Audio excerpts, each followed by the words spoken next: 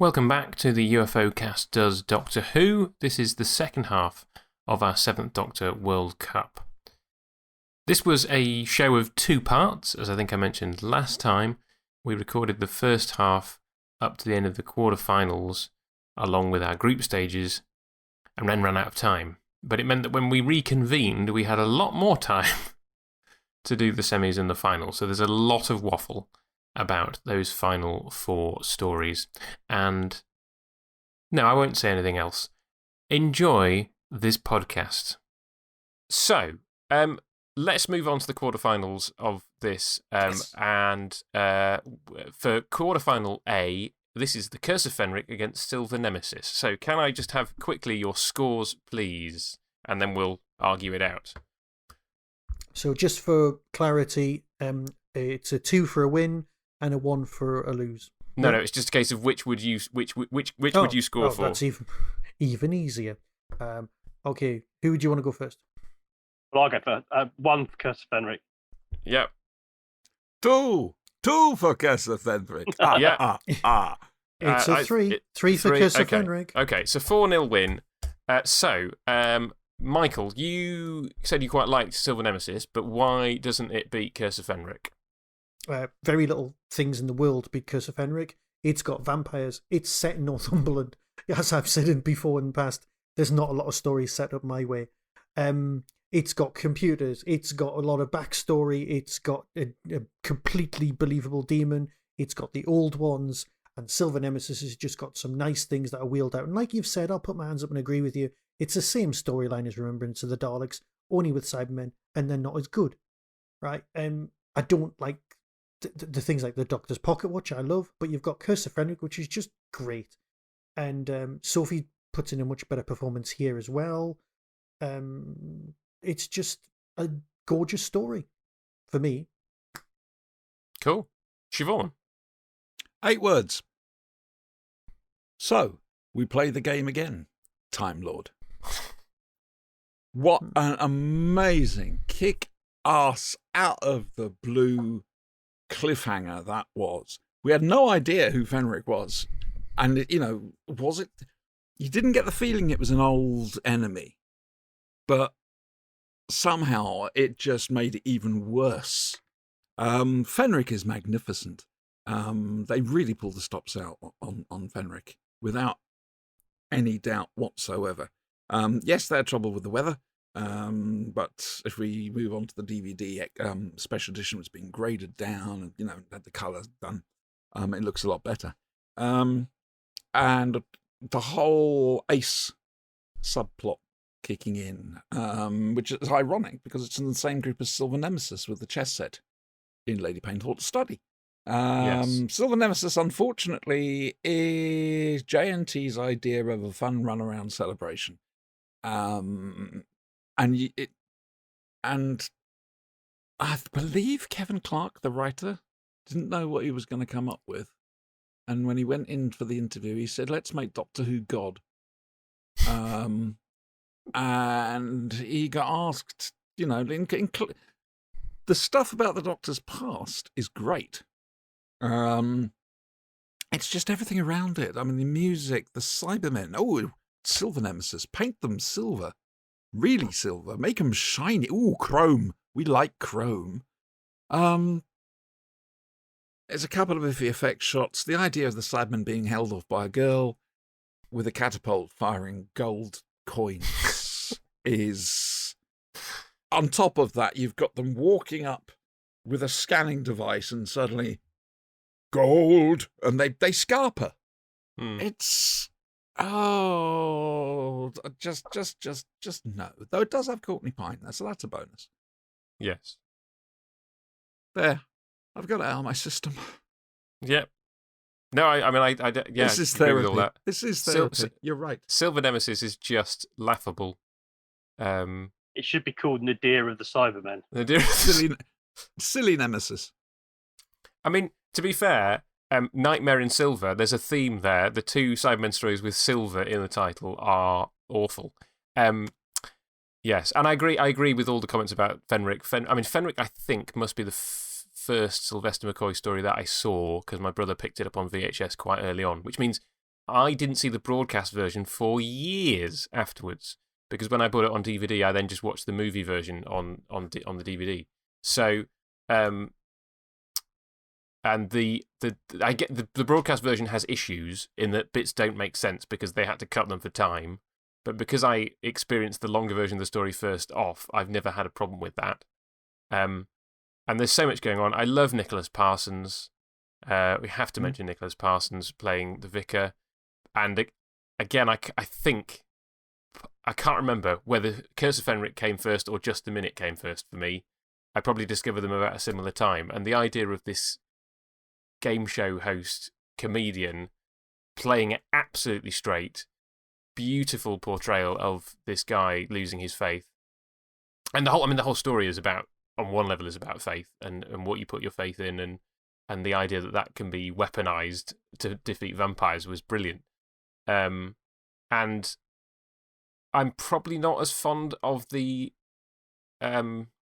scheming doctor, which is perhaps it's partly why I've never been interested in the New Adventures. But Blasphemer. For me, I guess this is perhaps the one story for me where that works. And I suppose also the fact that it shows the weakness of the Doctor being that because he doesn't trust Ace and doesn't tell her, she blurts out things to the wrong people because she's a wolf of Fenric. Because he doesn't trust her, she throws up her wall of faith to fight off the ancient vampire, the ancient Hemivore, who has switched sides. And there's all that kind of stuff of like, if only the Doctor had let Ace into his confidence, the bad stuff wouldn't have happened. So I like that explanation, that exploration of the Doctor's go. Well, I mean, that's just it. Was she linked to him somewhere? Well, yes, you could have. You could slice it up different ways, but I think it shows up the weaknesses of the Machiavellian Doctor, and I like that he comes out on top, but not without. It's a very harsh scene. Yeah. Can we just give a shout out to Ace's chat-up lines? Maybe let's not. Okay. Before we move on, can I just say, when I was a lot younger, I was in an ITV kids drama called Kappa 2, I think it was, and Nicholas Parsons was playing intergalactic game show host. So in between takes, I think Rula Lenska was in it as well. So I'd taken a few things along to get signed during the filming break. There is a complicated reason why I was in it, but that's not important. What is important is that when it was sort of the three of us together, Nicholas Parsons was just so happy to talk about Fenric, and he was just so proud of it. It was just nice to experience.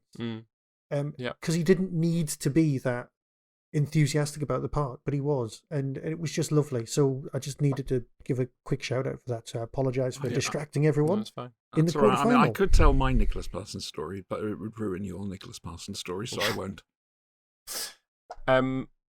Tony, before we move on to quarterfinal B, any thoughts on Fenric and Silver Nemesis? I've got nothing to add to what everybody else has said, Curse of Fenric, because you've all covered pretty much everything. Silver Nemesis is, the reason I said Nadir of the Cybermen, it's the moment the gold thing becomes ridiculous.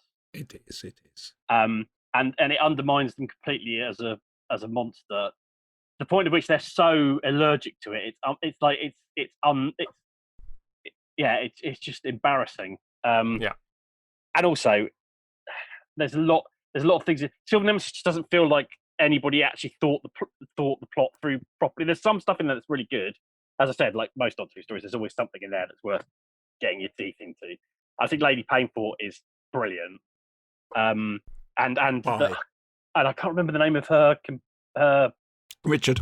And Richard is very good as well. That sort of pairing is very good. But the things like the social workers.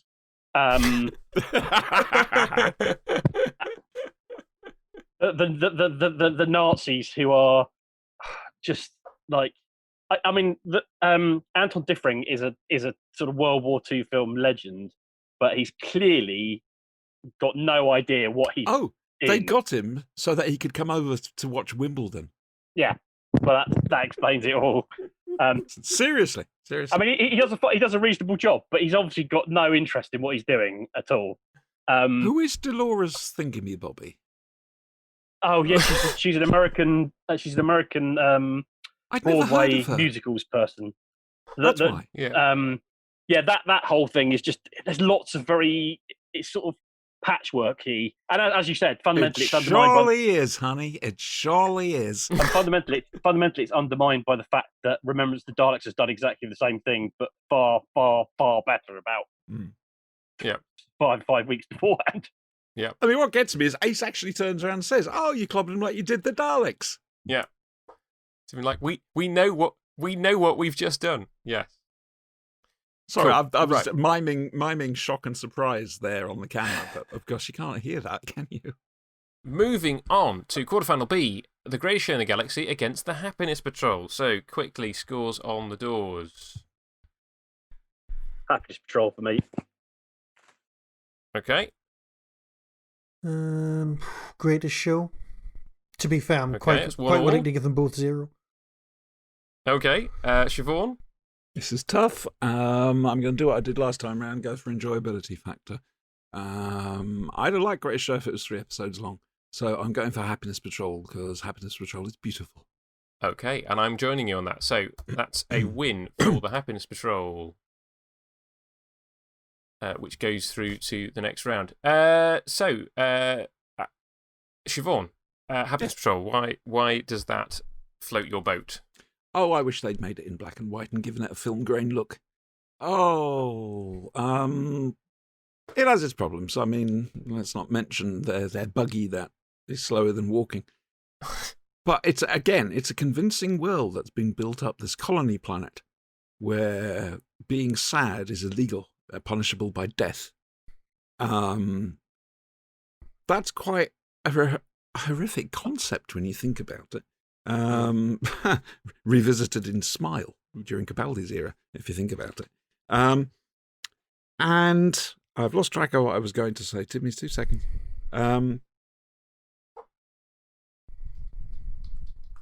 Yes. And there are some beautiful themes going on there. The monsters aren't too badly designed, even Fifi. We've got the political commentary, of course, for the Happiness Patrol. There's a theory, I'm not sure if it's true or not, I don't know what the writer intended, but the Killjoys are essentially gay people. And this is Thatcher's government hunting down the gay community, which in the 80s was what was happening. Yes. So there's that, but on top of that, there is, and it's a crowning jewel. Throw down your guns. That scene on the balcony where he just talks 2 snipers out of killing anyone and gets them to drop their guns. It's wonderful. It also leads to a lovely joke in the New Adventures, again, where the Doctor thinks that on his gravestone was going to be pull the trigger, end my life, was meant to be metaphorical. But that scene is I'm sorry, that is just a highlight. It really is. Great Show is fun. It's nice. It's well put together, especially the limitations they were under. It's an episode too long for me, I think. And then there's WizKid. Tony. The Happiness Patrol is one of my favourite Doctor Who stories of all time. I think it's very clever. I think it works on, and this, oh God, I always think I sound like a Brian Laurie critic when I say this. It works on a number of levels. You could, there's a political allegory in there. There's an allegory about, no, well, not an allegory. There's the thing about grief and happiness being the opposite sides of the same coin. There's a lovely thing about melancholy being sometimes a warm, pleasant thing, not necessarily a bad, unhappy thing, and using the blues as the illustration of that. I love the way, I love the design of it. people always go on about, it looks really like a studio set, but the whole thing is a Potemkin village writ large. It's supposed to look artificial because it's an artificial place. It's built on artificiality. It's a suite. It's built to be happy, to look happy, yeah, and except it's run down. It's the sugar house at the centre of Hansel and Gretel. That's what it is. Yes. And that's what it's supposed to look like that. And I love and people bring up the buggy, which is fine because it's stupid, but it's such a tiny part of the whole thing. Yeah. And it's just got some very dark moments in it as well. The way the throwaway way they kill Harold B with the terrible joke. With the terrible joke. Harold Innocent. Yeah. And the way that Doctor tricks the Happiness Patrol agent into basically having himself killed. Yeah. It's a brilliant story. It's an amazing story. I love it so much. The Greatest Show in the Galaxy I do like a lot, and I like the fact they made the most of an accident that forced them to record in the car park. Yeah, Elstree car in a tent. Yeah, in a tent, and that all works very well because it makes it all feel a bit different to a lot of other Doctor Who stories. And I like most of the performances in it. Apart, I don't like WizKid because I think it's too obviously a dig at Doctor Who fans. And don't make a television program where you don't like your own fans. It's just, what's the point? It's not just the fans though. It has a dig at. Well, no, it's the whole thing. Yeah. It's the whole shebang. But it's not as good as it used to be. On anything, pretty much anything would lose to the Happiness Patrol at this stage. So that's okay. Michael, you're the sole voice voting for Greatest Show over Happiness Patrol. And I can sort this really, really easily. Yes, I understand the WizKid thing, but can I just say, and I think you'll agree, Candyman design. I love that. Nah. That's it. Brilliant. Go. I think it's brilliant. I mean, it's a shame it wasn't how it should have been. Yeah. But it's just... Oh, no, I get it. As a grown-up, I get it. That is sheer brava. Right. That's just... as a grown-up, totally get it. In your face. Right. We just watched Remembrance of the Daleks. I was finally in a position to be able to turn to the whole world and go, hey, yeah, I was right. You were all wrong. Doctor Who's fantastic. And then Bertie Bassett turns up and you go, I'll go back in my corner, shall I? Right. That is where I was at. It's a scar that's never left me. Now, I've got huge issues with Greatest Show in the Galaxy as well. I'm not an idiot. You're right. Don't pick on your own fans because it's just stabbing yourself for no reason. And it's not perfect, but I do like the Gods of Ragnarok, and without those, we wouldn't have had the Elder God stories and all that business that came later. Some cracking stuff from Big Finish that comes from these tales, and Happiness Patrol just looked too obviously an allegory. Yes, I mean, even as a kid, I was sort of watching it going, yeah, this is just meant to be. And also, you can watch it in black and white. There are some buttons on your remote that let you do so. That's fine, right? So that's not a problem. It's just, again, we'll come down to, I've got a few hours to kill. What do I put in? All right, yeah. Actually, you know what? I've just remembered Sylvester McCoy playing the spoons. Yeah. It's a knife edge. Like I said at the beginning, could go either way on this one. It's fine. Let's move on. I've got to say, Michael, you just reminded me of something.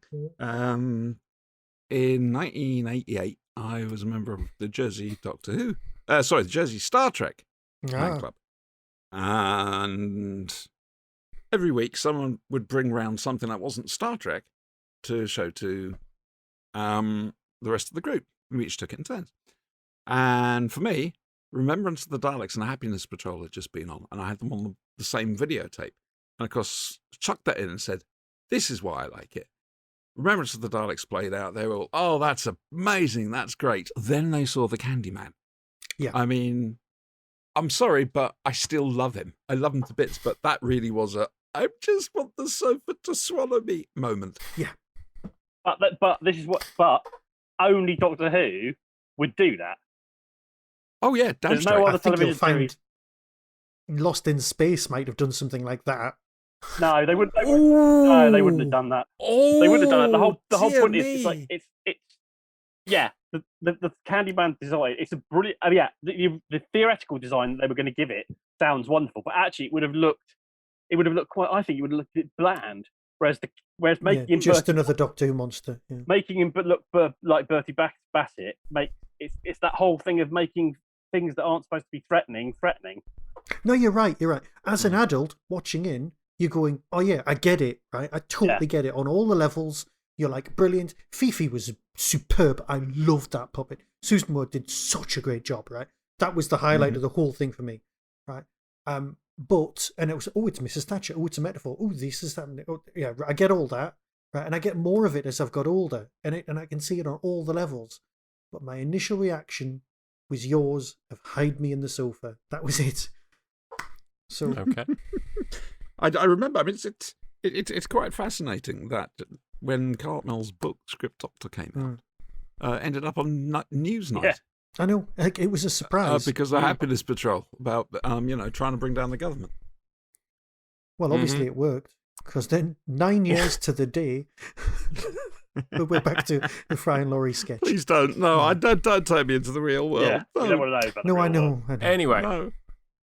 I'm not going to say much about either of these two because I think you have said it all between you. I'm not overly fond of either of these stories, but I do prefer Happiness Patrol to Greatest Show. And I will say, unlike you, Siobhan, the whole talking the snipers down scene, I just find totally cringeworthy and unbelievable. Really? But it's still. I am genuinely surprised by your reaction to that.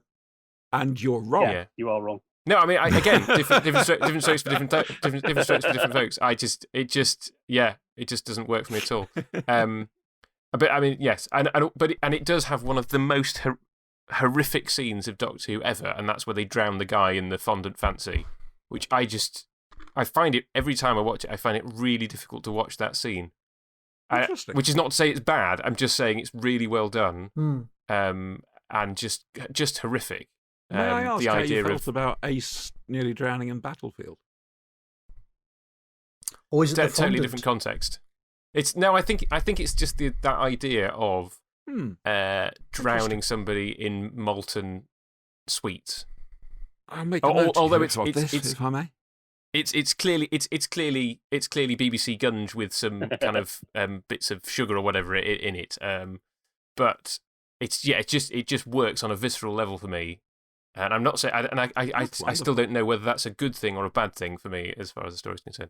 But I put it through ahead of Greatest Show, which just doesn't really do anything for me. Though I have very fond memories of meeting the actress who plays Flower Child at Hooverville one year, because I interviewed her on stage. And she seemed to take quite a shine to me. So, moving on. Quarterfinal C, Ghostlight v Survival. I think I know how this one's going to go, but anyway, So do Tony. I'm going to go Ghostlight. Yeah. No, not Siobhan? strongly, but yeah. You see, I was going to write down at the start of this, I forgot to say, I was going to write down my prediction for the winner of the entire thing. And I didn't. And I was going to sort of put it there and then open it up at the end, see if I got it right. I'm going Ghostlight. Enough said. Michael? Sorry, Luke. Ghostlight. Yeah, okay, that's fine. It's a 3-1 to Ghostlight. But I'd love to Survival. Yeah. We will say that. Tough break on the groupings, love. So, why do all of you love Ghostlight? So let's talk about one of the allegedly most complicated stories in Doctor Who history. I just really enjoy the atmosphere of it. That fundamentally is it for me. I like the way it feels, and I like some of the throwaway. It has a certain sort of Douglas Adams-y quality to it, and precisely the words I was going to use. and it's got Sophie Aldred in a dinner jacket. The other things I was going to mention as well. That's me done for that one. I don't think we're alone in saying that. That's fine. Yeah. It's Why are all men perverts?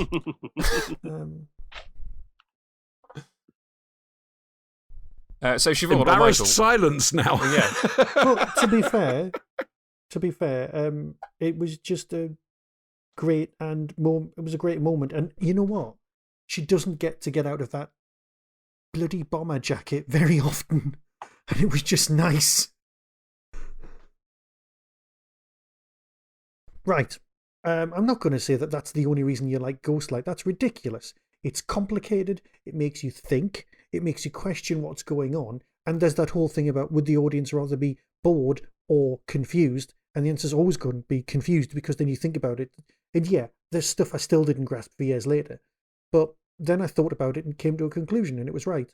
And I like Ghostlight. And I already discussed why I prefer it to Survival. So that's why it wins for me on this one. Okay. Siobhan, Ghostlight. Oh my word, where to start? Set design, absolutely stunning. Lighting, amazing, especially for that era. The script, so many layers to it, so many double meanings to words. It's also one of the most literary, I can never say this, literary scripts going. The amount of references to books throughout all 3 episodes being thrown away is... I mean, we've mentioned Douglas Adams. Who was it who said that Earthmen never invite their ancestors to dinner? Light being played completely differently to how you'd expect John Hallam to play something. And it just makes it more chilling as a result. This is not a doctor's plan per se. He's brought Ace to this house she told him about that gave her nightmares, where something terrible happened, to get her to face a fear. What a bastard. And you can understand her being, upset with this. And it's remarkable, especially for the line, tricky things, mammoths, if I'm honest with you. It is the last serial made for the classic series, and it shows just how good they got. It's brilliant. It really is. So there we go. Okay. So I read the book first, which means I've never got the whole I don't understand it, because the book allows the story to breathe and kind of explain the bits that you might not have understood if you'd watched what is a very truncated version. Because it could have done with a 4th episode, couldn't it? Let's be fair. I think we're all in agreement on that one. It just leaves me cold. I don't disagree. Again, I don't disagree with a lot of what you said about the good things about it. If we're talking about people dressed in dinner suits, that mantis dressed in a dinner suit, that's that's an image that'll stay with you forever. That was actually a decent Doctor Who monster. We lit up like there's no tomorrow, and still looked superb. Yes. No, I mean, visually it's great, and there's some interesting stuff going on in the script. I mean, I think perhaps my biggest issue with it is that it plays into the cliche of pitting science against religion, which is a fundamentally false idea. Which is not to say that Reverend Matthews is not a realistic character. Of course, you would have had vicars like that, who would have had problems with the theory of evolution. But equally, you would have had plenty who didn't. And so I think that aspect of the story. Well, how many vicars were all fossil collectors and researchers? And so I get that, yeah. Exactly. So, it just leaves me cold. And I don't think there's anything more to say for me about Survival. But if it's a choice between watching one or the other, like you've said many times in this podcast, Michael, I put Survival on because I just enjoy it more. Ghostlight just leaves me cold. At the end of the day, isn't it? But I recognise why people enjoy it, just not for me. Moving swiftly on, quarterfinal D, Paradise Towers against Remembrance of the Daleks. I think this is a very easy score. Yeah. Is anybody voting for Paradise Towers? No. I want to, but I can't. Okay, so that's a straight 4-0. We haven't talked about Remembrance yet. Why Remembrance? I'm pretty sure we'll be talking about that at the end. Remembrance. I'm not so sure. Are you not? Okay, then. Splendid. Right, Remembrance of the Daleks. You've got the 60s setting, you've got Professor X, for me. You've got people who say they were on the wrong side in the war, making it a lot more grey. You've got the Dalek Civil War, but then you've got unlimited rice pudding. So you've got so much quotable stuff. You've got you can just see that McCoy is the Doctor here. Nobody else is there. And it gave birth to Countermeasures, which is one of the greatest audio spin-off series you'll ever come across. So, yeah. Remembrance of the Daleks just rocks. And I've watched it so many times. Yeah, it's so rewatchable. It's so rewatchable. Yeah. And although I was the one that spoke up for Paradise Tales in the first round, there's no contest. No, absolutely no contest. This and Fenric are my most watched Sylvester McCoy stories. It's so much fun. The book's great as well. If you like Aronovich's writing, then obviously you should be reading Rivers of London. Plug for that. Very much so. But it's just like, and we've also said the plot is very similar to Silver Nemesis, but this does it first and does it so well.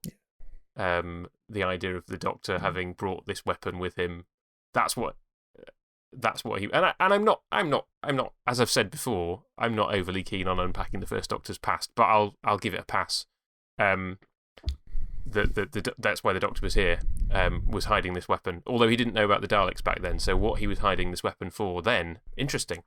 The little girl, he's rewritten his own history, it's fine. Yeah, it's fine. The girl who's part of the battle computer, brilliant idea, because you're like, lovely what twist, is she doing? Bait and twist, wasn't it? Yeah. Lovely twist where, because fans were assuming that was Davros under that thing, and then it's like, no, he's inside the Imperial Emperor. It's Davros the golf ball. Spoilers, by the way, folks. Yes. It's probably Kef's best score. I think, maybe. I don't know. Anyway, it's a very enjoyable score from Kef. It's the only one left in the competition now. And I love the 60s. I love the 60s setting. This was the story that restored my faith in Doctor Who. After season 24, which I like more now than I did at the time. I watched that first episode of that story and I thought, I was right. Doctor Who is the best television series ever made, and that was it. That's all it needed. That's why I love Remembrance of the Dalek. For me, there's a huge amount to unpack, which I'll try and do really quickly. I can't remember if it was The Face or Enemy called it one of the reasons to be alive in 1988. And as Tony has said, it was suddenly, oh my God, it's back. And there's this, what's this extra mystery? Oh my God, we've got something extra going on, which we'd hardly ever had before. Sylvester has suddenly found his feet hugely. Countermeasures, Intrusion Countermeasures group, absolutely superb. Great effects. My God, they actually built the shuttle. The Daleks were a bit wobbly, and they never worked out which Dalek had which voice. The bait and switch of the little girl actually being in the battle computer and not Davros, wonderful. Jackie Toombs, as she is now, wrote a fanzine article that basically said, oh God, no, not the Grundhunter, when McCoy had been originally cast. But she went on to say that she was in the room full of students and they put Doctor Who on. And right at the end of that episode, everyone yelled, "Get to the stairs!" Followed by a silence and one person going, "Oh shit." That's a cliffhanger. Yeah, it's got to be Remembrance. Plus, the book, the novelization is a template for the new adventures.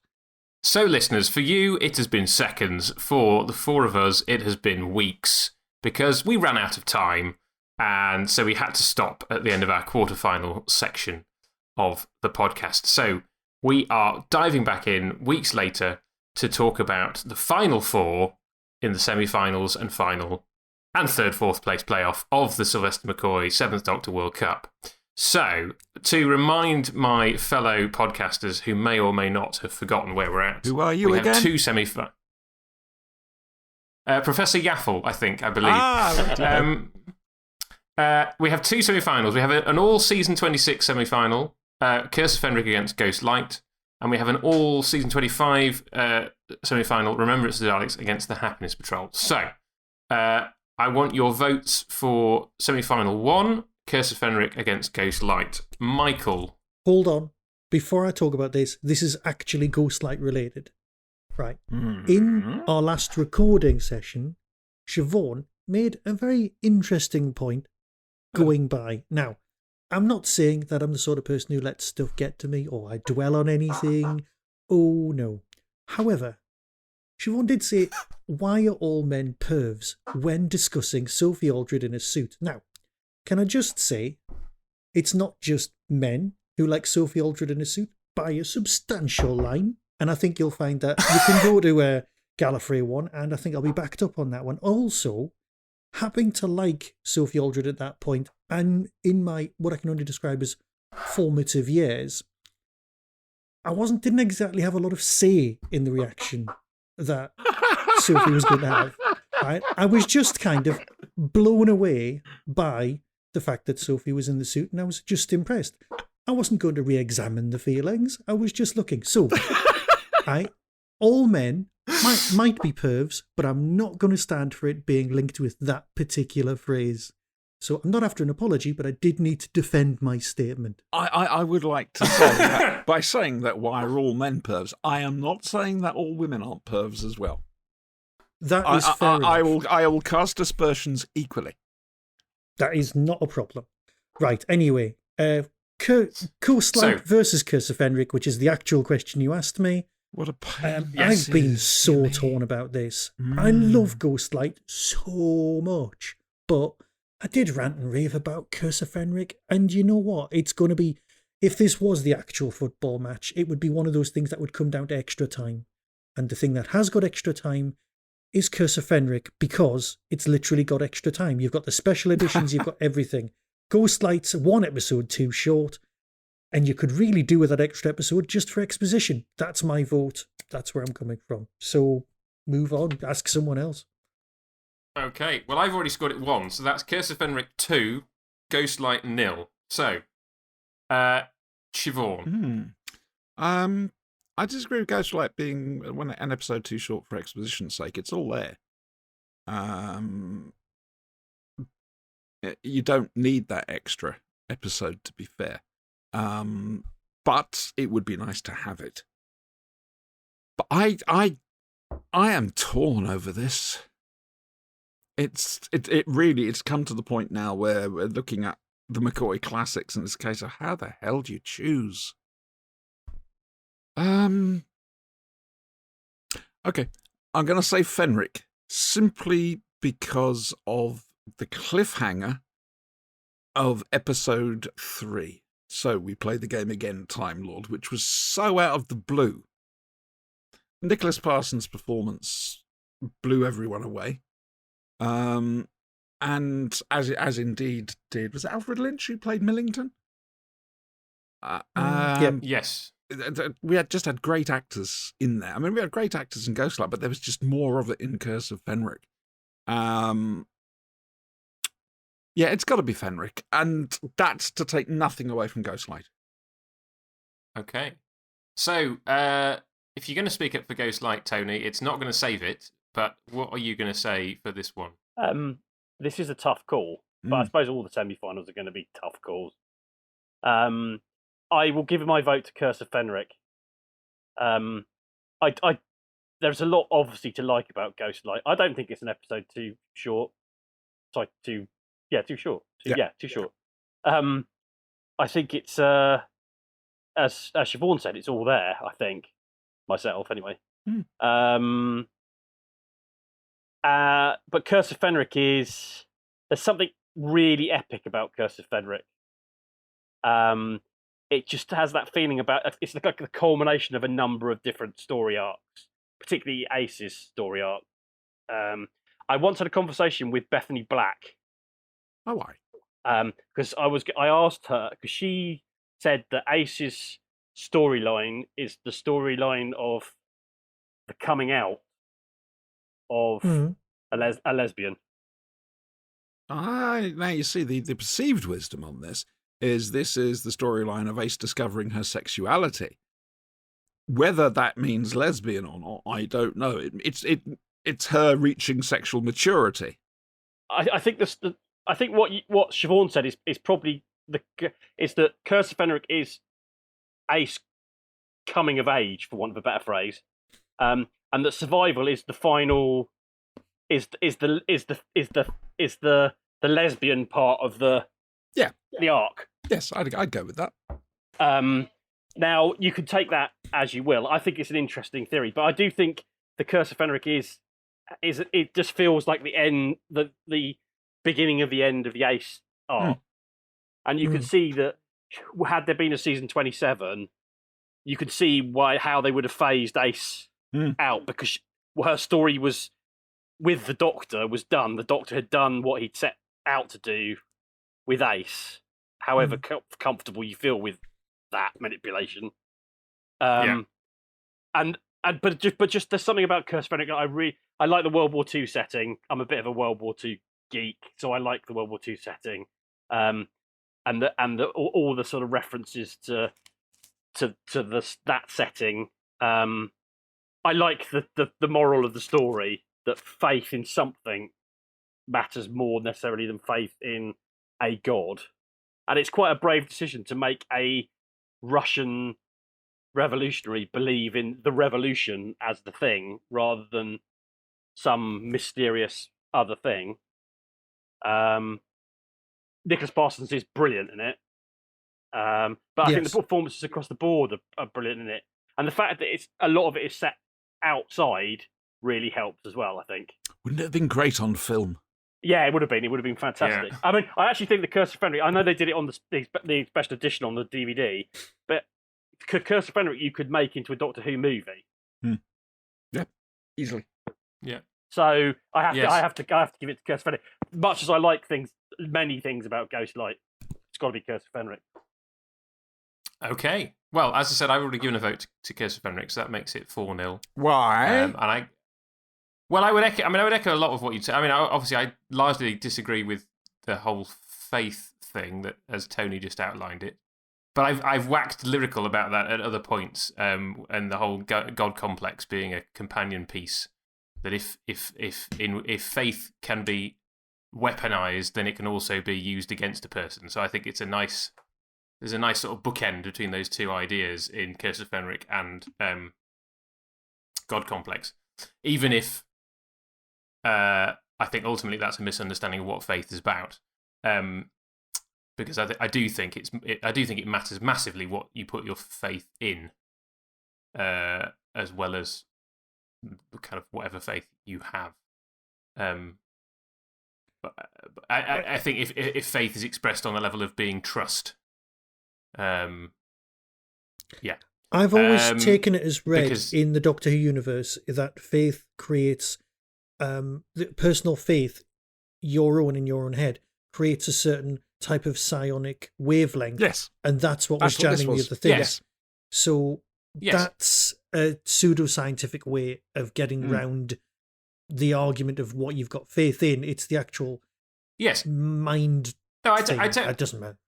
I totally accept that on the rules of on the rules laid down in this story, it works. I don't have a problem with kind of saying this is the rules of how Curse of Fenric works, and then you can extrapolate that to saying, well, if there's a way of harnessing that to weaponize it, then you could have a monster that could feed off it. That happens to be related to the Naimon. I mean, that's all lovely, fan-wanky Doctor Who.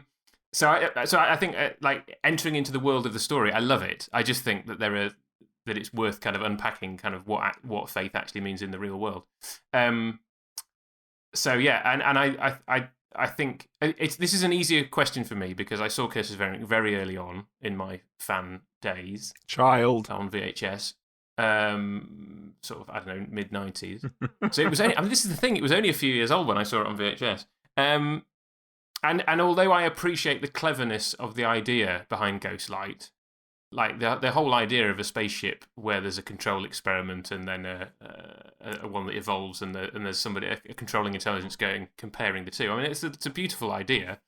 The whole Victorian house setting, all the sort of the doctors brought you here to kind of confront your greatest fear thing. That just doesn't really work for me. So it's a much easier decision, I think, to say Fenric for me.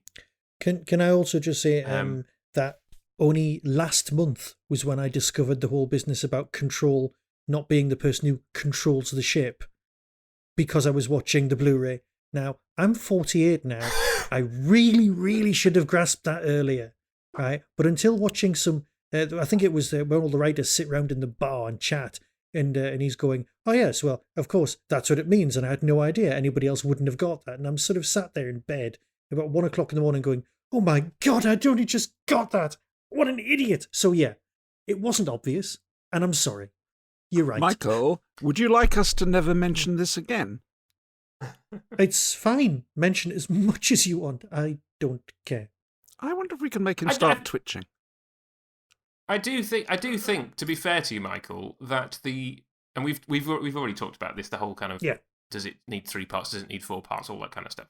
The fact that it is pared to the bone to fit it into 75 minutes means that there's a lot of stuff that you have to pick up as the viewer. Like, it's not explicit that Control is the control group of this scientific experiment. That's the word that was missing, yes. Well, exactly. I mean, because she's not a group, she's just one person, isn't she?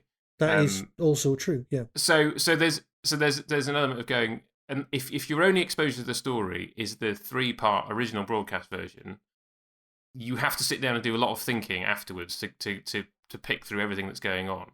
If you read the book first, like I did, or if you've seen the extended version with the time code on that was on the DVD or the version that's on the Blu-ray, then I think the story has more time to breathe and explain stuff. But I don't think you're alone, because it's consistently what the story where everybody goes, I don't understand what's going on. Yeah, but it's like Blade Runner in that sense.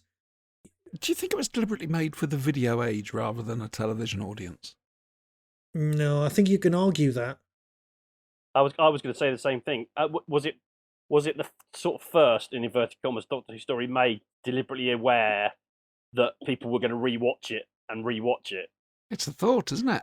No, I think it's the other way around. I think it was the first thing to profit from being able to go back and go watch it over and over again, because we did. I know, I taped it on Betamax. I watched it until the tape wore out. It was fantastic, but, you know, not everyone else was going to do that. Curse of Fenric is just glorious, and it just gets better with different editions. So I think we've done right. But arguably, like so happened as before, this could have been the final. Yeah, easily.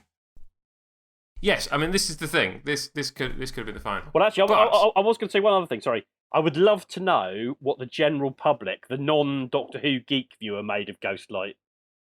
It's a thought, isn't it? I mean, do you remember the complaints during Moffat's run? Baffled by... Well, do you remember the complaints during Moffat's run that Doctor Who was too complicated now? Yeah. Yes. The kids are saying, "Oh no, we follow it." It's the adults who couldn't follow it.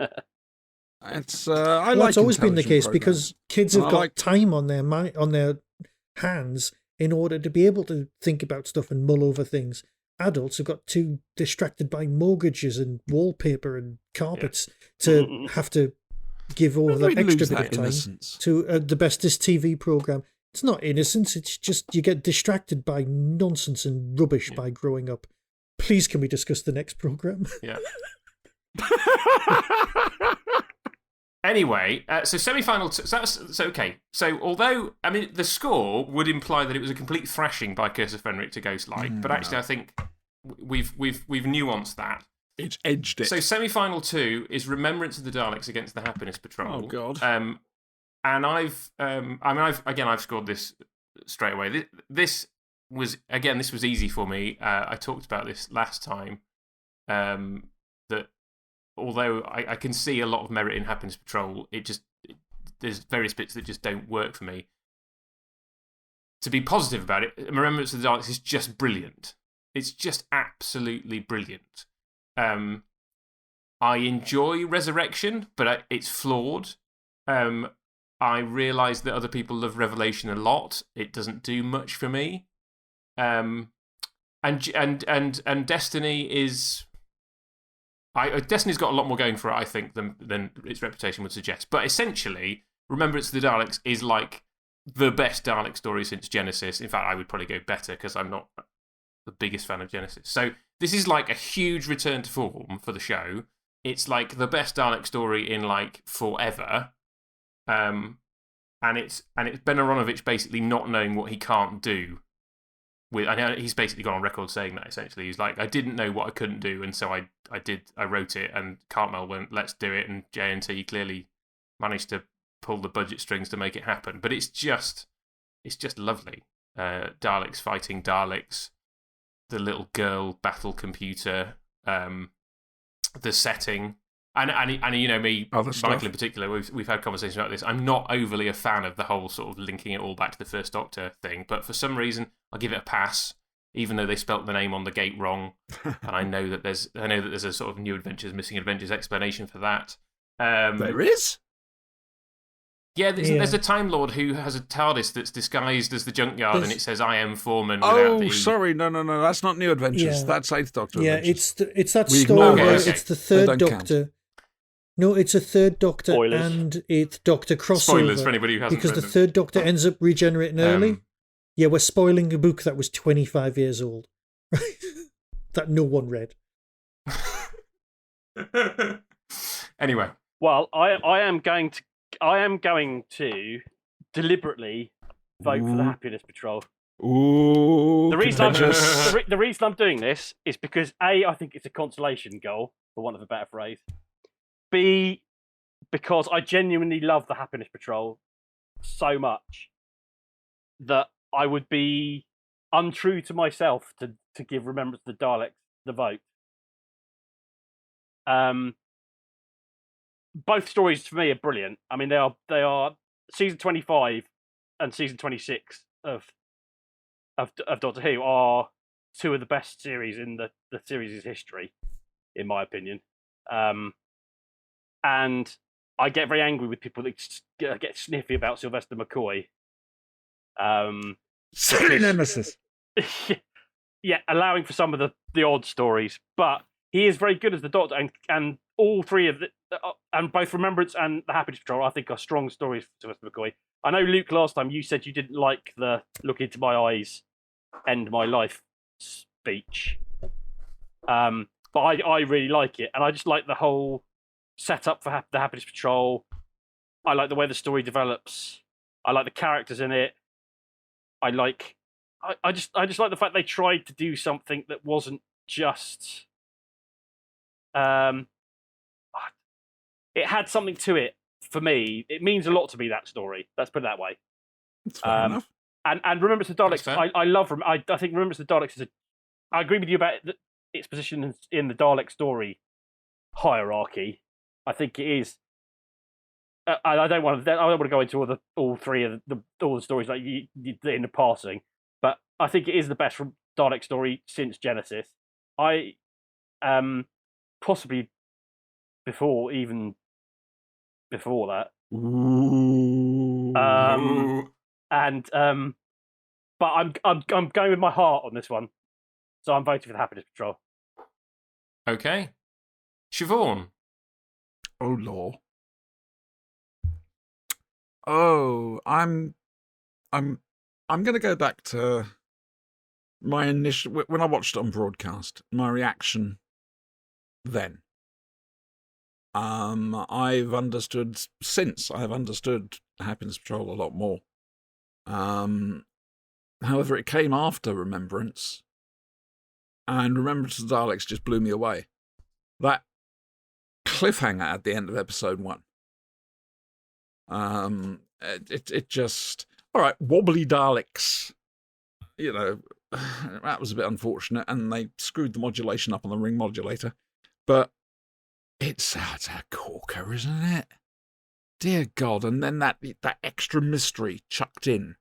Oh, didn't we have trouble with the prototype? We? They. I will never try that again. I'm so sorry. Hello. Please do. So, for me, it has to be Remembrance. I do enjoy the Happiness Patrol a lot, and I appreciate the themes in it, and I wish it had been made in black and white. But for sheer oomph and brava, and we're not dead yet, Remembrance of the Daleks. Okay. So it's 2-1 to Remembrance. Michael, are you going to take this to extra time or put it beyond No. Happiness Not Patrol? even remotely. Anyone who was paying attention to my earlier comments about the Happiness Patrol, I didn't even want it to get through to this stage. I am the person who likes Happiness Patrol. I like the Happiness Patrol least of the four of us, by far. And Remembrance, and I only remembered this the other day, is the story that got me back into Doctor Who, because I'd recorded them all on Betamax, I'd shoved them in a drawer, and then I had a friend visiting in the mid-90s, and they went, "We've got nothing to watch. What have you got?" And we pulled the drawer open, and everything was, of course, neatly labelled. And I Remembrance of the Daleks was there, and we went, "Let's watch that." And if it hadn't have been for that very specific occurrence, there wouldn't be a Tin Dog podcast, there wouldn't be my friends, there wouldn't be so much of my life. The fandom wouldn't have come back. I probably wouldn't have watched it when it came back. I would have just watched it in passing. The passion built from that point. Before that, I was just taping that in the way that I'd say tape Max Headroom in the middle of the night and keep those, or I'd tape some old Outer Limits or Twilight Zones or The Prisoner or whatever. It was just another genre show that I had a deep fondness for and a big liking, right? And I just happened to have them. And it wasn't until that rewatch that I went, you know what? This is more. So Remembrance of the Daleks has got such an important part of my life that I kind of just have to vote for it just for that. I don't think anyone's going to argue with that. No, that's fair. I did say that I was consolation goaling it. No, I completely get that. No, that is fair. So we have our final, Curse of Fenric against Remembrance of the Daleks. Yeah. which is not overly a surprise, but before that we have to duke it out for the 3rd, 4th place playoff. Ghostlight against Happiness Patrol. Well, can I start by just saying, I'm going to vote for Ghostlight over Happiness Patrol?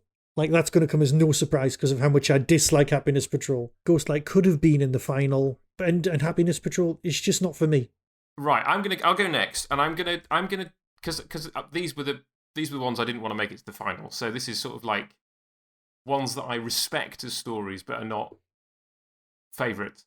I'm going to go for this purely on the music because we haven't talked about music so much.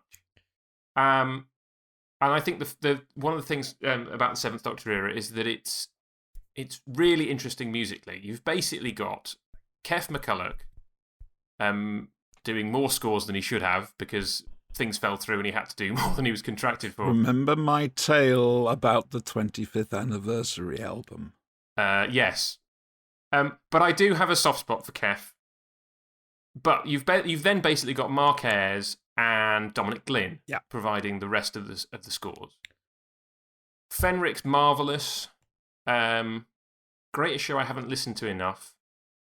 And Ghostlight, I think Ghostlight's my least favourite Mark Ayres score. It was, to be Dominic fair, on broadcast, the levels of it were too high. It was too high in the mix, and he's always moaned about that. He's obviously fixed it for DVD and Blu-ray releases. Yeah. I just think so. And listeners with long memories will recall that I am a harmonica player. It was a long time since I've played it properly. It lives in a drawer, and I occasionally get it out.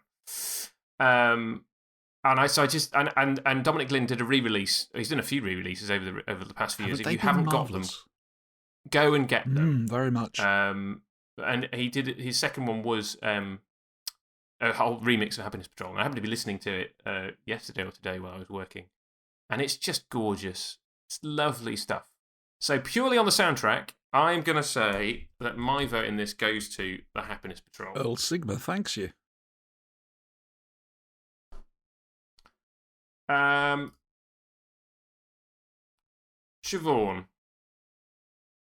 Oh dear. Happiness Patrol. It's a hard one. It is a difficult one for me. But I think the themes explored in the Happiness Patrol are better than the ones in Ghostlight. And I know you don't like it, but it does have the pull the trigger, end my life scene, which I just think is beautiful. Absolutely beautiful.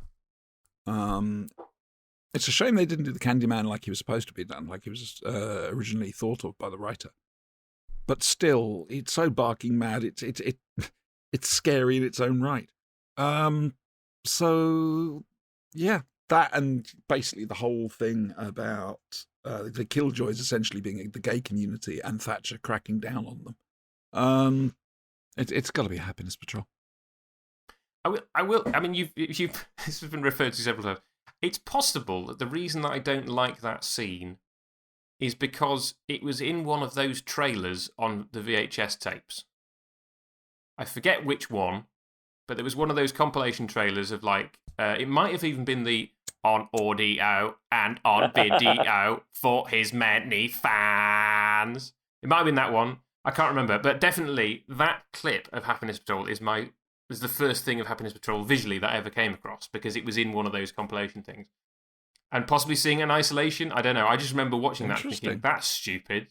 And then wondering how it would fit into the context of the story. And it may be just that I forget how it fits in and just focus on that in isolation. It just didn't work in isolation. So that could be it. Who have we got left? Tony? Well, obviously Happiness Patrol. I can't have spent all that time voting for the Happiness Patrol in the previous round and then go Ghostlight. Yeah. I mean, I think they're both brilliant stories. I think they. I think actually the semi. I would. If you'd asked me to pick my 4 favourite Sylvester McCoy stories, these probably are the 4. So it's a tough call. I mean, I do think, much as I love the Happiness Patrol, I do think the final is probably the right final. That's fair. So Happiness Patrol wins the bronze medal. Can I just say, right, if you're showing the Not We an episode of Doctor Who and it's between the Happiness Patrol and Ghostlight, I know which one I'd be least embarrassed to show. Yeah, but you're talking to a man that would show the Not We the Web Planet just for the sheer hell of it. You know what? You're also not alone on that one either. You're also talking to the man who did show accidentally the Not We Time and the Rani. So, you poor love. Have you been accepted back into society? It confirmed my love for it. I mentioned it last time that I was watching it, sitting there going, I'm not embarrassed by this. So final time, and it's probably what we all expected from the off. These two consistently come high in polls of like best Doctor Who stories, not just 7th Doctor, but best Doctor Who stories ever. These are the two that make it up there into the top. The juggernauts, really, aren't they? And they've arrived in our final.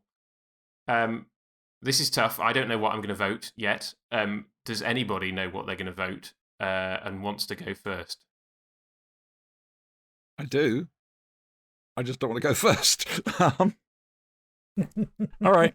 Well, you might have to, Siobhan. All right. Okay, I'll take the plunge.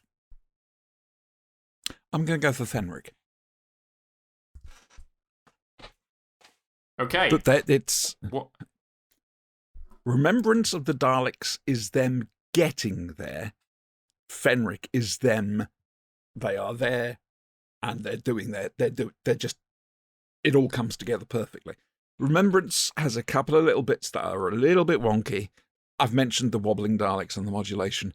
And even though it's great, Fenric with its atmosphere and its themes and its amazing acting, and the music, as you said, Luke, that Fenric score is stuck in my head. It's got to be Fenric. It really does. And that's, again, I don't want to take anything from any of the other ones, Remembrance, Happiness, or Ghostlight, but it's got to be Fenric. Okay, that's 1 for Fenric. Michael. Until 5 minutes ago, it was going to be Remembrance. I've been sat here. No, I've got them. Look, my notes are here. I've literally wrote them down. I got everything sorted, everything in hand, and then I remembered talking a Dalek and confusing it to death. And that's the weak point of the entire stories for me. And that is basically... Why didn't he do that in Dalek?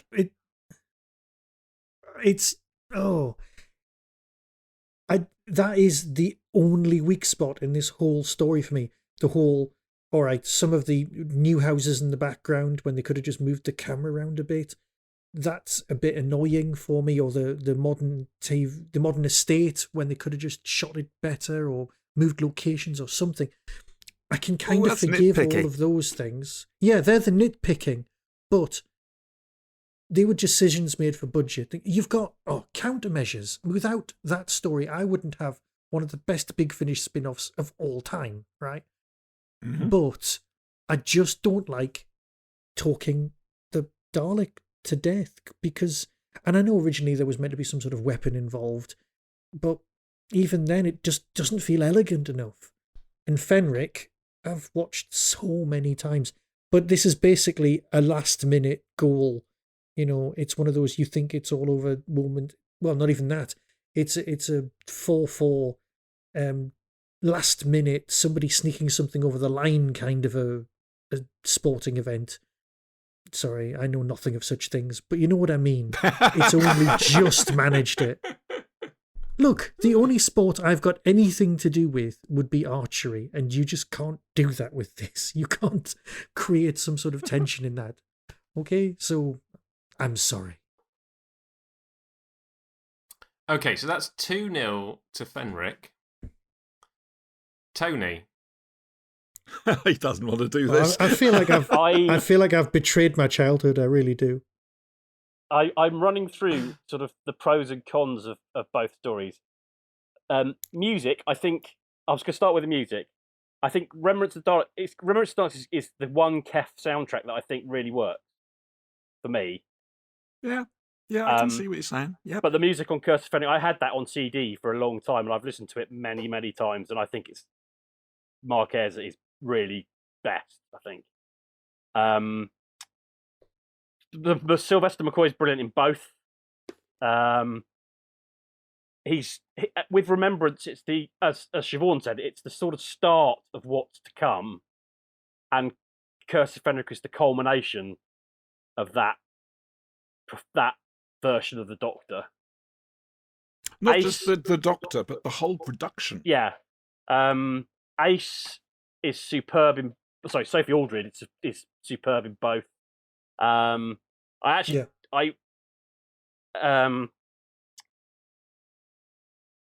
plot, both... It's very, very hard to call, but I'm going to vote for Remembrance of the Daleks because... And the reason I'm going to vote for it is for similar reasons for why I voted for the Happiness Patrol. It comes in the end down to heart versus head.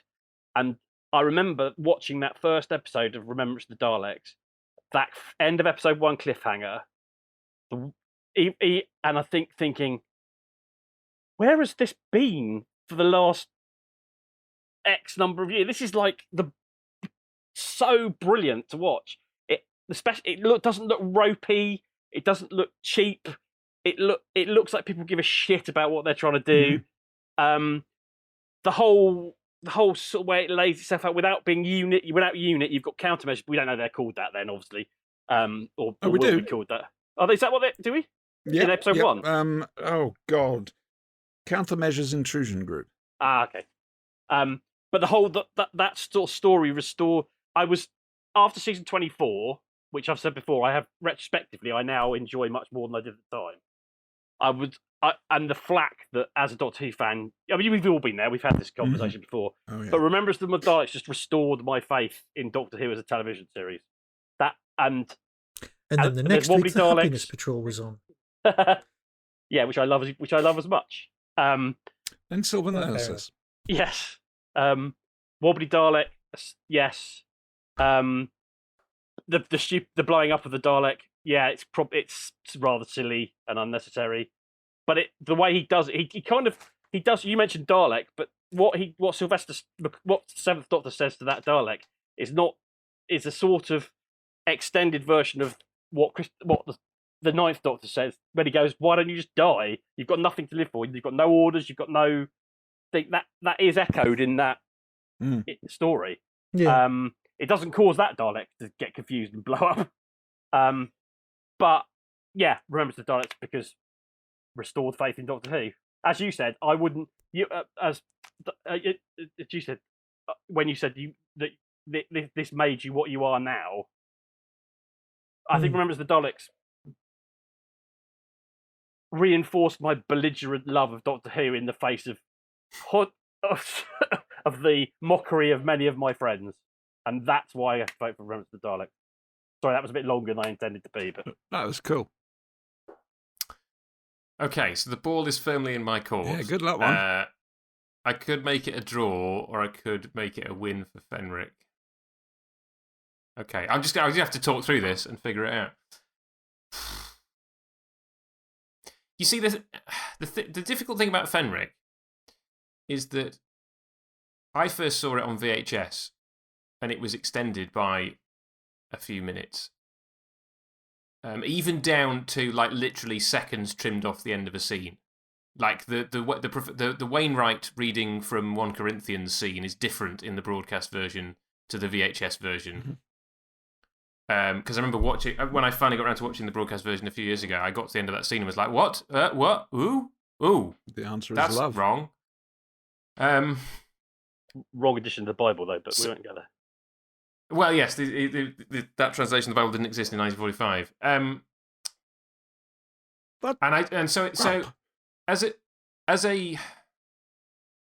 If you're purely going off broadcast versions, I think Remembrance would have to pit Fenric to the post, because I think those extra few minutes that they added on the VHS version makes a huge difference to the coherence of the storytelling.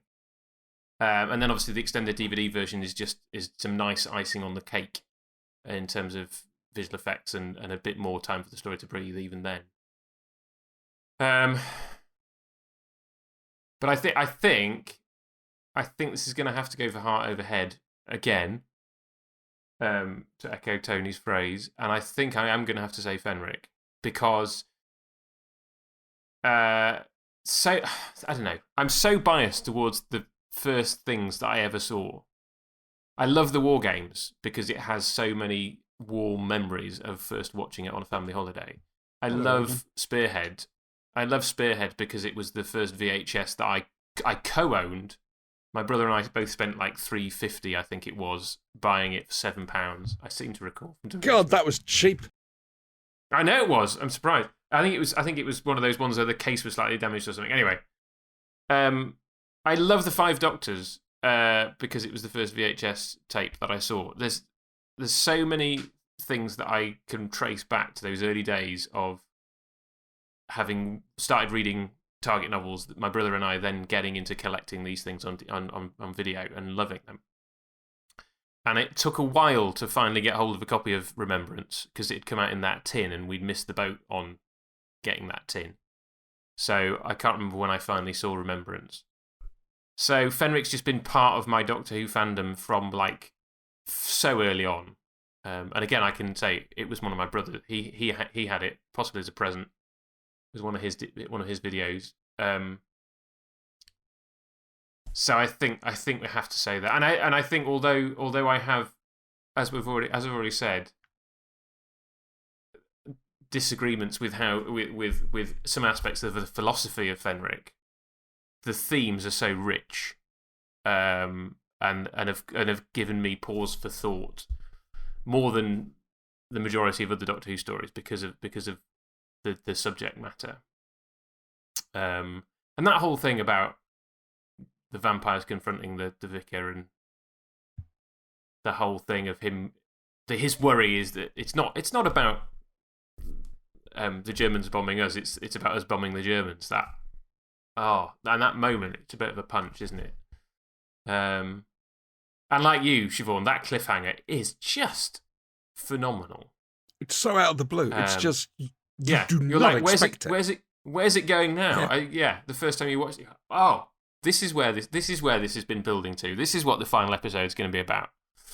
And Sorin. I mean, I don't know. I always forget that he has an unhappy ending. You know. Mm. You watch it and you go, oh yeah, I like Sorin, and then you go, oh no, oh yeah, he's the final body of Fenric. Oh. And then I remember the fact that I stood on the seashore of St. Petersburg and made a whole video about the Russian in the story. And in fact, I literally, as we record, I had a comment on that video yesterday, and somebody asking a question which I didn't really understand, so I've responded to them and gone, "Did you mean this?" So there's a whole sort of richness and levels to it. So I am gonna, and so Tony, you're right. Your consolation for consolation in the semi-finals and the final. Yeah. Story of my life. So collectively we are crowning Curse of Fenric as the best Seventh Doctor story that there is. I didn't see that coming at all. Well, it was going to be one of those two, to be fair. Yeah, it was going to be one of those two, I think, all the way through. But I mean, you can't complain. They are two genuinely brilliant Doctor Who stories, and I think our issues with them aren't massive. No. They're just little. We've been trying to find a reason to choose between them, essentially. Yeah. And that was hard. That really was difficult. That was. So we've come to the end of another of these World Cups. No, we don't. We will do some more. No, we don't. Oh, hello. Siobhan has something else to say. Hello, UFOcast listeners. Welcome to the World Cup of the 8th Doctor. Now then, the two finalists, which are already there, easily made their way through the groups, quarters and semi-rounds. And so, in the final position, we have the US telemovie with the Pertwee logo versus Night of the Doctor. Luke, would you like to go first? Okay, well, I object to it being called the Pertwee logo. And I understand why people call it the Pertwee logo, because it's the logo from John Pertwee. But I always feel sorry for Bernard Lodge, because he designed all those logos, and so I call that logo Lodge 3. That's very specific. That's worthy of Stephen Szymanski. So the US telemovie with Bernard Lodge's... Also, and this is me blowing my fan trumpet, I was the person that told him that it had been used. Oh, cool. 8 years later, when I sat down to interview him for my dissertation, I said, how did you feel about your logo being used in that American movie? And he didn't know. What did he say?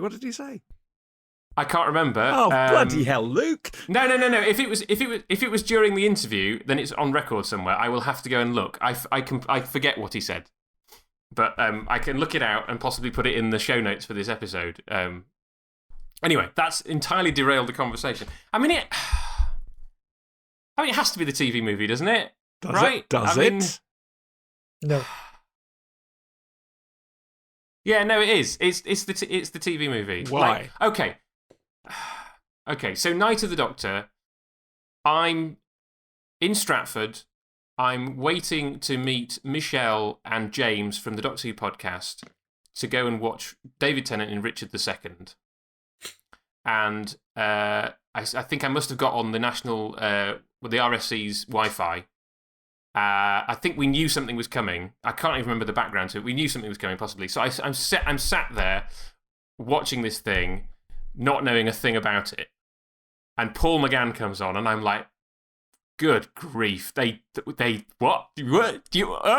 They did it? They got him back? We've got him for, and obviously it turned out to be 8 minutes. And then Michelle and James arrive. And the first thing I'm like is, you've got to watch this thing. And they're like, can we say hello? Like, Michelle's come all the way from America. You've not met in person before. Anyway, I was just, yeah. So I suppose if we're talking about, like, initial reaction, like, being blown away by it, then Night of the Doctor. But it is, at the end of the day, it is a short cameo piece And it's there to kind of set up why John Hurt is in the Day of the Doctor, essentially. So, yeah. So, like, yes, it's brilliant from like, oh, they got Paul McGann back, but I'm not overly fond of the actual story or the context of it. Whereas the TV movie, I somehow missed it first time round. I was definitely a Doctor Who fan by 1996, but I didn't see it then. I saw it several years later on VHS. I'd even possibly read Gary Russell's novelisation first. I can't even remember that. And yes, there's so much wrong with it. And there's a very good reason it didn't go to series, and I'm glad it didn't go to series. Mm-hmm. But it is like proper Paul McGann Doctor running around on TV, being the Doctor for, I don't know, what is it, 50 minutes maybe once he's regenerated. And for what it is, it's lovely. And yes, it spawned however many Big Finish audios. And I'm sure if Michael can probably solo podcast an Eighth Doctor Big Finish World Cup. But yeah, it's lovely. I've forgiven it all of its faults because of the fact that it never went anywhere. It stands alone. It's a nice bit of telly, and we were so lucky to get Paul McGann as a Doctor. Fair enough. Tony.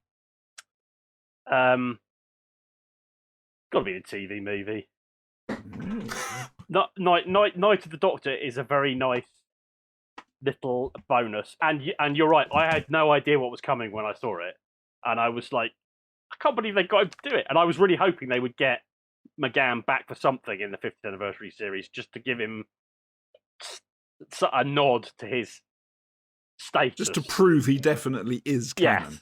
Yeah. But the TV movie is McGann's debut as the Doctor. He gets to be the Doctor for whatever minutes it is, 40 minutes, 50 minutes. He does enough in that time to make you regret the fact that he never got a series. I don't think I would have liked what would have come from a series based around that TV movie, but I would have liked McGann to have been the Doctor on TV. And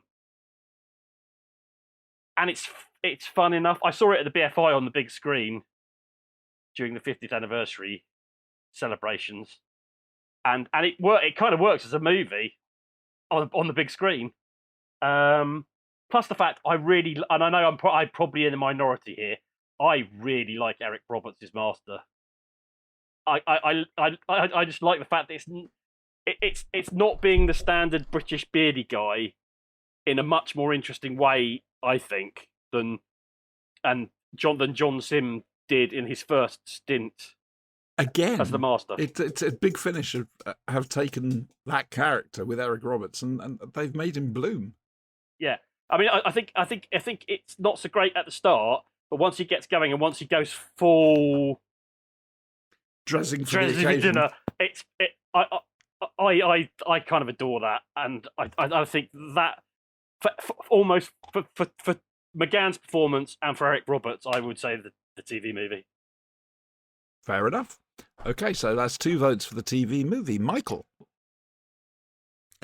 I must admit that the Eric Roberts Master is the closest to Missy you're going to get out of an earlier Master, out of one of the classic series. Ooh. I have got a love-hate relationship with the TV movie, with the whatever it was logo.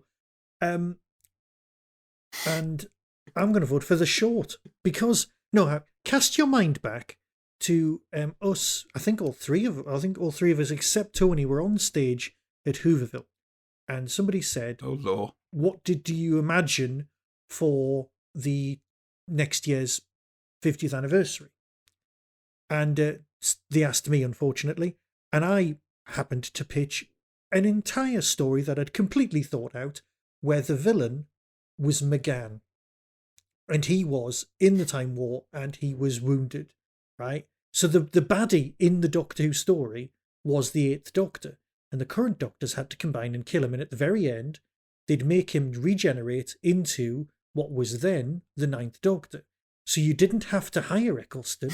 You just had someone on the floor, and the best bit was the 10th Doctor would lean in with a flower and place it on Eccleston's body as he's regenerating and going, she's called Rose, right? And then leave. Okay, I thought the whole thing sorted out in my head, because the idea of the the War Doctor, right, was just made me physically sick, right? Ooh, I love John gosh. Hurt's performance. No, at the time, this is 10 years ago. I could not get the gears in my head were grinding, right? I've come to accept it. I've come to see the performances for what they are. I'm gutted I never got to meet John Hurt. Hiring for the role was genius, right? You couldn't get Eccleston because you couldn't get him for love nor money, but I wanted something beautiful for McGann, and I wanted to see him in pain because he does pain in Big Finish really well. I wanted to see him as the person trying to end everything, which he could have done as the War Eighth Doctor, the wounded one. He didn't have to regenerate to become a different character. I mean, let's face it, how many humans have said that to the Doctor as he got older? So there's that, but there's also 1996. And I've got very distinct memories being in a hotel with Chris Ellis at the Cardiff, weirdly. I was in Cardiff watching Doctor Who in 1996 in a hotel because there was an animation convention. And I was with Chris and we watched it then. But we'd both already queued at HMV in the middle of the night to buy the VHS. And we'd rushed home and watched them. And I remember being massively disappointed. And that level of disappointment of the whole half-human thing, more grinding of gears in my head, I just couldn't forgive for years because I'm just a bigot and a pointless person. But Doctor Who was something for me and it just didn't work. So mentioning all the Big Finish companions, having a 5-minute piece, and I'd grown to love McGann by the time that was on TV, so I'm going to vote for that one. Oh, okay. Thank you, Michael. So that's 2 votes to 1. I'm sorry, boys. We're going into extra time because I'm voting for Night of the Doctor. Why, Siobhan? I enjoyed the TV movie when I watched it. It was nice to have it back, but something did feel off about it. And the story just didn't quite... It just got it wrong. We all know McGann was wonderful. So was Daphne Ashbrook. And I agree. So was McCoy, getting back Master. to what we were actually talking about. Indeed, yes. But what really gave me the chills was Night of the Doctor. You know, I'm a doctor, just probably not the one you were expecting. And it finally gave McGann a really decent send-off. We didn't expect that. We didn't deserve it. But Moffat, being Moffat, said, let's do it. And we got that for the 50th. And it rounded off Paul McGann's... Sorry, Tony is on video here and he's dressing for the occasion. And it just rounded off McGann. We needed that. It was that sense of closure. So I'm going for Night of the Doctor. Boys, how are we going to solve this? Well, can I just say that Night of the Doctor also we can mentions leave all it of the there. Big Finish companions I love. What? And just have them combined into one big semi-final that goes on forever. Shall we just give it to Chimes of Midnight and leave it like that? Yeah, actually, I can live with that. Yep. So, this ends the Flashing Blade portion of this podcast. We now hand you back to Luke Harrison of the UFOcast. Viewers in Scotland may have their own show. Oh, you said UFO. The Ed Straker way. Well, thanks for that interlude, Siobhan. We were puzzling offline about how we would do the 8th Doctor World Cup. So Invoicing post, love. in here seems quite appropriate. So I think it only remains to say we haven't got any plans for any more, but we will formulate some plans for some more of these. Oh yeah, they're very enjoyable to do. Let's keep going. So until we are back in your logos again, I was Luke. I was Tony. I was Michael. And I am eternally Siobhan.